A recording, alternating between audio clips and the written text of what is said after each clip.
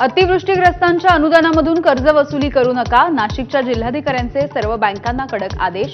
आदेशांचं उल्लंघन केलं तर गंभीर कारवाईचा इशारा.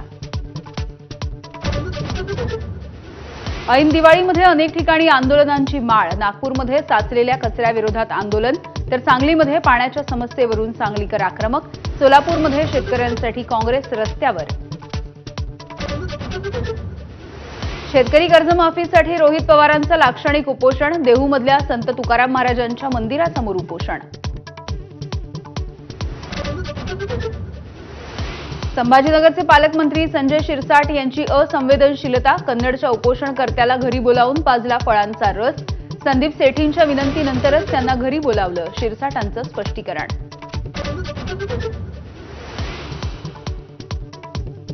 शेतकऱ्यांनी आत्महत्या करण्यापेक्षा आमदाराला कापा. बच्चू कडूंचा सत्ताधाऱ्यांवरती संताप. हत्या करण्यासाठी शेतकऱ्यांना चिथवताय का? संजय शिरसाट यांचा निशाणा. भटक्या कुत्र्यांच्या हल्ल्यामध्ये 4 वर्षाच्या चिमुकलीचा मृत्यू.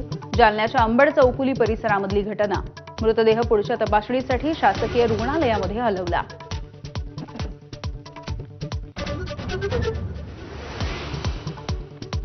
पंतप्रधान मोदींनी नौदलाच्या जवानांसोबत साजरी केली दिवाळी. INS विक्रांतवरून पाकिस्तानला कठोर संदेश.